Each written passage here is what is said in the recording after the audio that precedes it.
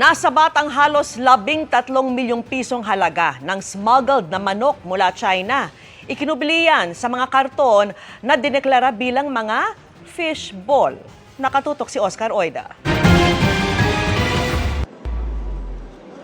Lubang na bahala si Senate Committee Chairman on Agriculture Francis Kiko Pangilinan sa umano'y sunod-sunod na tangkang pagpuslit sa bansa ng mga produktong agrikultura na di naligtas kainin ng tao. Ang pinakahuli sa mga naharang ng Bureau of Customs ay ang 2 40-foot container na galing China at idineklara umanong naglalaman ng 5,300 cartons ng fish balls.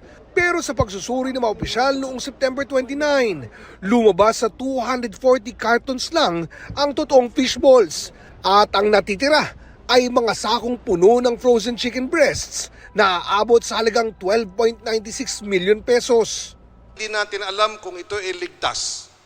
Kung meron, kaya ipapatest natin sa Bureau of Animal Industry.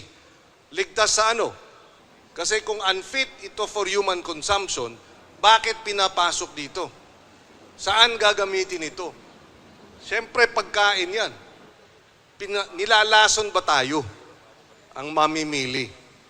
Are we being poisoned deliberately by syndicates from China? Bukod sa nawawalang buwis, malaki umano ang epekto ng mga smuggled products na ito kung makakalusot sa bansa.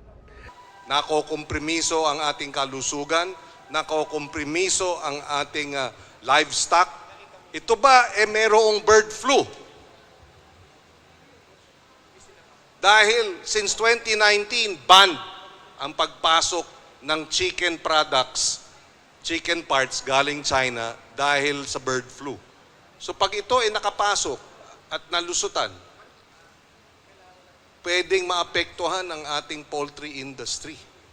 Agad naman naglabas ang warrants of seizure at detention ang MICP District Collector laban sa mga nasabat na container alinsunod sa Customs Modernization and Tariff Act. Identified na ho namin yung may-ari at ngayon po ay nagko-conduct na ang aming intelligence group ng investigasyon para ma-identify sino pa yung mga kasabwat dito at kung may iba pang kadugtong na shipment etong mga to. Para sa GMA Integrated News, Oscar Oida, nakatutok, 24 oras.